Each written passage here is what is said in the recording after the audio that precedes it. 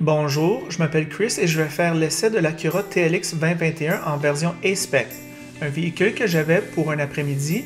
J'avais hâte de l'essayer car je suis proprio d'un Acura TLX 2017 et celle-ci est totalement nouveau. Je vais discuter l'extérieur, l'intérieur, mettre en évidence certaines caractéristiques techniques, de sortir sur la route et répondre à la question « Est-ce que c'est la nouvelle berline sport de luxe de la catégorie ?»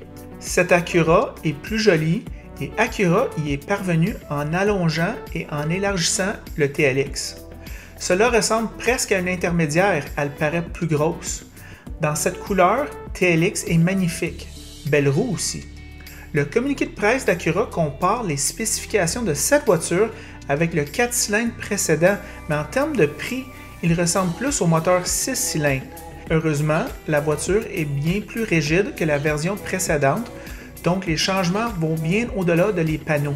À noter, Acura optionne intelligemment cette A-Spec, tandis que les groupes d'options BMW sont une catastrophe d'options mal assorties. Fait important, la surveillance des angles morts et la surveillance du trafic arrière sont absents du modèle de base. Une omission assez grave en matière de sécurité. En poids et en look, TLX fait berline intermédiaire. À l'intérieur, TLX fait berline compacte. Il n'y a pas tant d'espace ici. Et bien que ça convient à la classe compacte, il n'y a pas cette gestion intelligente de l'espace qui fait la renommée de Honda. Acura caractérise cet intérieur comme le poste de pilotage personnel double, une description assez juste. Cette mise à jour était une nécessité. Maintenant, la qualité des matériaux et le design sont appropriés à la classe, bien que toujours derrière la série 3. C'est-à-dire, le volant est bien, le tableau de bord est bien, mais de nombreux concurrents font mieux en utilisant par exemple le tableau de bord numérique. Assis en avant, TLX a une sensation enveloppante et sportive. Ses sièges A-Spec sont incroyables, le confort est fou et ils sont réglables en 12 directions avec une fonction de refroidissement et de chauffage. Ce TLX offre une ergonomie climatique suffisamment décente et l'A-Spec obtient un système audio ELS amélioré, CarPlay Auto et des modes de conduite et vous interagissez avec un écran d'infodivertissement qui est assez grand avec un bon contraste. Acura Watch et les aides à la conduite habituelles et les innovations de sécurité comme un coussin gonflable en forme de gant de receveur sont cool. Cela montre qu'Acura innove en sécurité. Il y a une nouvelle suspension à l'avant et TLX conduit plus vivement qu'avant. Il se sent aussi un peu plus lourd. Le moteur est un 2 litres turbo qui produit 272 chevaux et 280 livres de couple et est livré avec un automatique 10 vitesses et le Super Handling All-Wheel Drive est de série.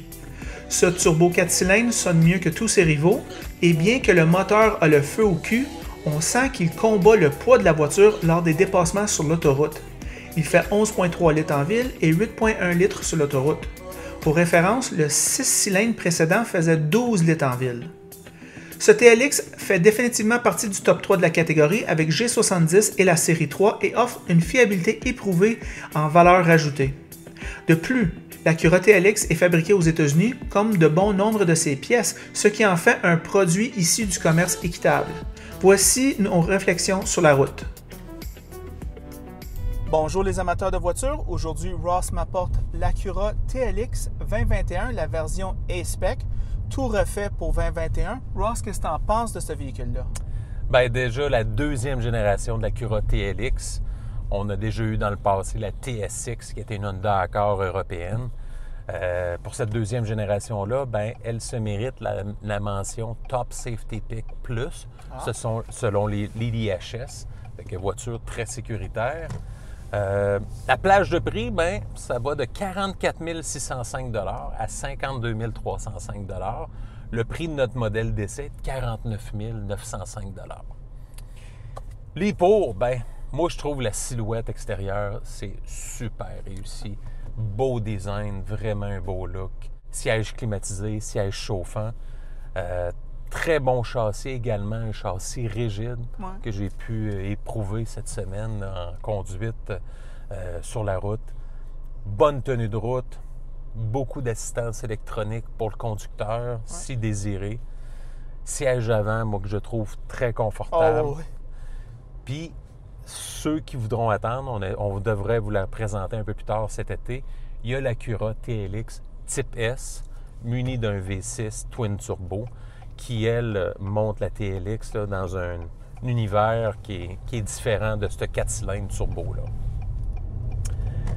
Les comptes, ben, il y a le poids un peu élevé du véhicule. Oui. On est rendu à 1810 kg. On avoisine les 4000 livres. On sent le véhicule qui est pesant. Il est bien planté sur ses pattes, comme on dit, mais on le sent là, sur l'accélération. On sent que le véhicule est lourd en soi. Puis dans les virages, on le sent également. Consommation, bien, que moi, pas nécessairement mauvaise, mais je m'attendrais un petit peu mieux d'un 2 litres turbo. Évidemment, cette voiture-là exige de l'essence suprême. Recommandé. On va dire, on peut y aller avec de l'ordinaire, mais recommandé l'indice d'octane à 91 pour de l'essence suprême.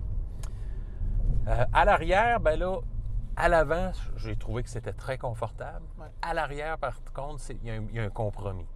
On est plus dans une voiture qui est axée pour le conducteur passager à l'arrière. Quand moi, je suis assis, l'espace à l'arrière pour la banquette est très limité. Puis la banquette en soi n'est pas la plus confortable. Tableau de bord, ben, moi, je le trouve très chargé. Pour ce qui est de la climatisation, tout ça, c'est quand même bien. L'écran en soi n'est pas mauvais. Tableau de bord également.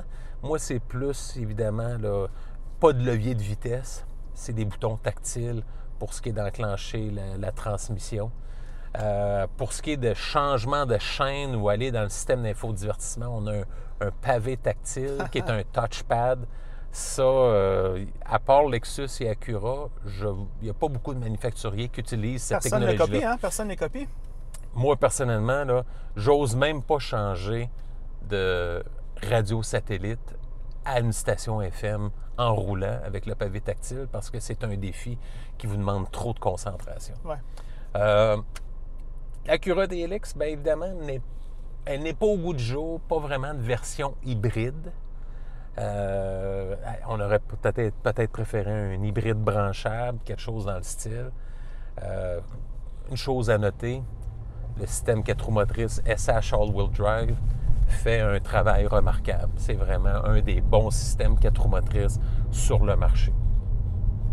La concurrence, bien, si vous voulez avoir quelque chose que moi j'ai trouvé probablement la plus sportive de toutes ces berlines-là, l'Alfa Romeo Giulia qu'on avait essayé il y a quelques mois déjà. Ben, plusieurs années même, quelques années même. L'Audi A4, Audi A5, qui sont évidemment des incontournables. Audi nous présente toujours un beau package, belle présentation tant intérieure qu'extérieure. Pas de problème de ce niveau-là. BMW Série 3, Cadillac CT5 qu'on a essayé dernièrement, qu'on a bien apprécié, bon comportement routier. Genesis G70, qui est un des meilleurs rapports qualité-prix, performance et tout ça, présentation également. Infiniti Q50, Jaguar XE, on pourrait penser aussi à la Kia Stinger, Lexus ES ou IS, Mercedes-Benz de classe C et pour terminer, la Volvo S60. Fait que quelles sont tes premières constatations, premières impressions sur cette Acura TLX A-Spec? Ross, moi, je vais te poser une question d'abord. Ça ou une allemande? Bien, moi, en raison que j'ai une confiance en la fiabilité des produits Acura, pour quelqu'un qui achète à moyen et long terme, j'achèterais ce véhicule-là. Par contre, si je suis dans le court terme, et les Allemands sont très bien conçus pour une location de 3 ans à 4 ans, je pense que j'aurais un petit penchant pour les voitures allemandes en location à court terme, mais à l'achat, définitivement, j'irai avec une japonaise. OK, mettons, je te dis, à prix égal, ça ou une BMW à la location 48 mois, c'est lequel que tu prends? J'aurais un penchant vers la BM. Voilà, OK. Fait que c'est encore la fiabilité. La fiabilité, ça joue dans ton... Exact. Pour le long terme, évidemment, BM n'est pas là. Okay. Pour moi, à Non, mes yeux, BM n'est pas là à long terme.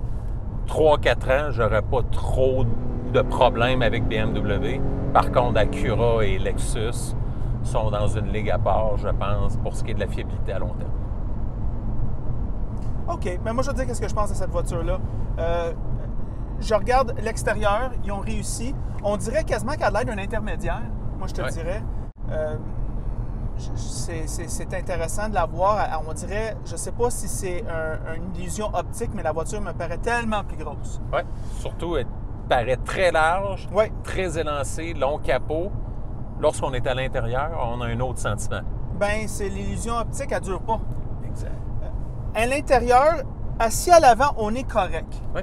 Ross, hors caméra, tu as fait la remarque que peut-être cette partie-ci est un petit peu devancée, puis ça coupe dans l'espace des jambes, ça coupe dans l'espace. Drôlement fait, je te dirais. Oui. Puis c'est tout ce que j'ai à dire à propos de ça. On parle souvent quand on voit les chroniqueurs, bon, on est un peu en retard pour cet essai routier, fait que j'ai pas pu m'empêcher. J'ai regardé des essais routiers de cette voiture-là dans le passé, puis on dit que cette voiture-là, moi je pense surtout à une chaîne américaine où est-ce qu'ils se sont astinés là-dessus, les deux gars se sont astinés, ça ou une BMW.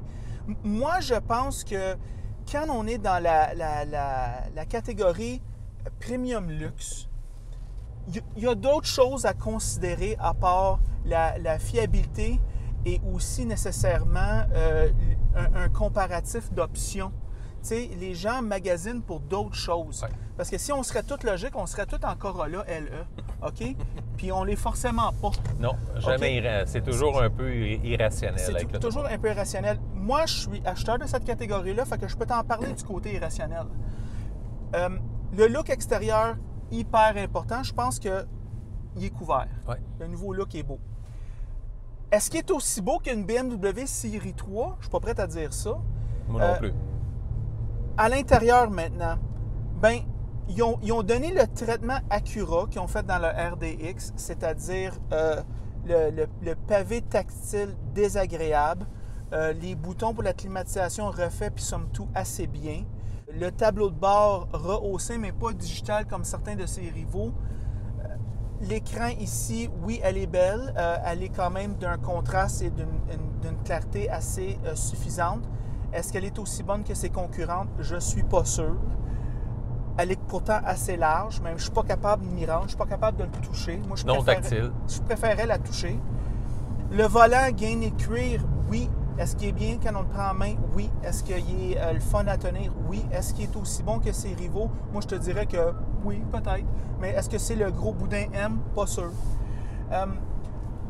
Les bancs, c'est là que Acura est fort. Moi, je trouve que c'est les meilleurs dans la catégorie. Ils clenchent tout le monde. Ouais, Mercedes, Audi, BM, tout le kit. C'est vraiment les meilleurs. Bonne qualité de cuir. J'ai rien à dire là-dessus. C'est du Acura, Honda. C'est les meilleurs. La position de conduite, moi, je te dirais que Ross, on a en masse d'espace pour mes jambes. Moi, je trouve que on a une visibilité, somme toute, correcte. C'est pas la meilleure, mais c'est correct. De côté aussi. En arrière, c'est correct. C'est bien à ce niveau-là. La suspension est joyeuse. Je te dirais qu'elle a une petite légèreté qui est bonne, qui cache peut-être un peu son poids. Ross, moi, j'ai l'impression quand je clenche cette voiture-là puis qu'on prend des courbes avec, c'est que je trouve qu'on ressent le poids, mais à cause de la technologie, elle réussit des performances en dépit de son poids. Ouais. C'est un peu l'histoire dans le monde de l'automobile. On a une conduite de plus en plus aseptisée à cause de les aides électroniques. On a comme un petit peu ce sentiment que c'est la voiture qui nous rend un bon pilote et non nous qui sommes des bons pilotes. Les voitures pardonnent les erreurs. Oui, pardonnent de beaucoup les erreurs. Et le 4 roues motrices rajoute à ce sentiment-là, je te dirais. Ouais. Moi, je vois la garde au sol qui est très basse. Je suis content d'avoir 4 roues motrices. Je ne vois pas comment que ça va faire long feu durant l'hiver sans le 4 roues motrices. On est bas. On est très bas dans cette voiture-là. Ross, le système de son, il est quand même assez bon. Je te dirais que la qualité est bonne. Ils l'ont rehaussé, du moins dans cette version, comparativement aux anciennes. Avant, c'était le système de son ILS 10 haut-parleurs. Là, maintenant, il y a plus d'haut-parleurs. Puis la qualité est meilleure. On voit, ils ont rattrapé ses rivaux. Difficile à dire sur l'autoroute à cause qu'on a les pneus d'hiver. C'est un peu bizarre. Il me paraissait légèrement bruyant. Oui, tout à fait. Pas caractéristique d'un Acura. Fait que je pense que c'est peut-être les pneus d'hiver qui font ça. On viendra là-dessus lorsqu'on essaye le modèle Type S dans le futur. Fait que toi, Christopher, Oui. tu es propriétaire d'une TLX 2017. Oui. Si tu avais le choix, est-ce que tu rachèterais le même modèle ou le Aujourd'hui, modèle 2021? Aujourd'hui, j'ai de l'argent pour acheter une voiture. Exact. Est-ce que je rachète un TLX? Exact. C'est parce que ce qui arrive, c'est que le prix a augmenté. Tu as beaucoup plus, mais ces rivaux offrent aussi ça. On a le G70, je pense à la BMW. Moi, je pense dans la catégorie, je pense que le G70 puis la BMW Série 3, c'est le sommet du palmarès pour moi. Un G70 avec des prix imbattables. Puis, évidemment, le look BM, la marque, évidemment, la conduite allemande. C'est sûr que c'est deux références dans ce domaine-là. Pour le prix de ce véhicule-là, j'ai quasiment une G70 avec un 6 cylindres turbo. C'est pas peu dire. Et puis, même si la G70 à l'extérieur, elle est plus petite, à l'intérieur, je suis pas sûr que ça me dérange autant. On est bien assis en avant, on est bien dans la G70. Oui, tout à fait. La BMW 330, où est-ce que je trouve qu'elle est encore tellement en avance sur, par exemple, ce véhicule-là, c'est dans les petites touches de style. La petite touche allemande qui est si difficile pour les Japonais à recréer. Oui.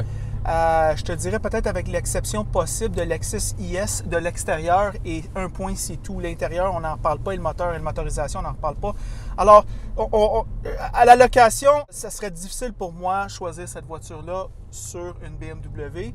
Mais ça serait quand même un choix difficile pour moi, Ross, parce que je trouve qu'on est tellement bien assis dans le poste de pilote de l'Acura. Je trouve que personne ne recrée le confort de l'Acura. Même BMW qui ont des bancs, somme toute écœurants. Moi, quand je suis assis ici, c'est le confort absolu. Quand je fais la routine de tous les jours... Ça te fait comme un gant. Ça fait comme un gant. Cette petite touche Acura légère, le volant qui se prend bien en main, le freinage, que même si ils sont assertifs, lorsque tu conduis tranquillement, ils sont doux et c'est très facile. L'accélérateur qui va doux. Il n'y a personne qui le fait comme Acura Honda, on dirait. Mais néanmoins, aussitôt qu'on dépasse la barre psychologique de 50 000, là, je commence à chercher. Je commence à avoir d'autres joueurs. Bien, je peux avoir un CT4 qui a une puissance. C'est vrai que c'est un 4 cylindres turbo, mais quand on accélère, tu sens que c'est dans un autre monde. Mais c'est sûr qu'à l'achat, Ross, je suis comme toi. Bien, si j'ai à racheter, bien, je vais racheter encore un Acura, Ross, parce que c'est les seuls qui sont fiables. Et puis... Avec Lexus, là. Bien, Lexus, ils ont cette fiabilité-là, mais moi, je trouve que la motorisation est moins dynamique. Juste l'intérieur est moins dynamique. Puis le 4 roues motrices est moins bien adapté aussi. Bien, je te dirais que c'est juste meilleur, on dirait, l'Acura à ce niveau-là. Je pense qu'à tous les niveaux à l'intérieur, Lexus IS, essentiellement, ils nous ont donné un IS 2014 à l'intérieur. Je veux dire, à un moment donné, il faut que tu changes. Je sais qu'ils ont retouché certaines choses, mais on ressent encore qu'on est dans la vieille génération, aussi bonne qu'elle a pu être. Alors, moi, je trouve que c'est un top 3. Moi, je trouve que c'est un must au niveau de l'essai routier. Et puis, ben c'est ça mes pensées de cette Acura TLX-là. Très, très bonne. Un top 3. C'est-tu moi qui est influencé par la marque BM? On est tous susceptibles à la réputation. C'est sûr que le BM a un sex appeal intéressant. Peut-être que je suis superficiel de même, Ross. Ouais. Puis, tu sais quoi, je vais vivre avec. Ouais. Puis je pense que beaucoup d'acheteurs vivent avec. Parce qu'en location, une BM, il n'y a pas de problème. C'est à l'achat parce que vous ne voulez pas payer les réparations hors garantie. Ça, c'est sûr. Puis c'est sûr aussi, ça va se jouer au prix. Je ne suis pas prête à payer un montant infini pour toutes les options LUFOC que BMW met dans leur groupe, les options de groupe. C'est pour ça que je vous dis, c'est pas clair ma réponse. Je peux pas te donner une réponse claire parce que ça va dépendre du prix. Est-ce que je suis prête à payer 100 $ de plus par mois pour avoir une BM? Je suis pas sûr. À prix égal, par contre, je suis prête. Avec les options, mettons, égales, je suis prête. Ouais. Alors... tu vois, hein, c'est le magasinage. Il va falloir que vous magasinez. Alors, c'est ça nos pensées. En passant, si vous aimez la vidéo, aimez-le. Si vous ne l'aimez pas, aimez-le pas. Et si vous l'aimez beaucoup, mais franchement, abonnez-vous à la chaîne et c'est tout.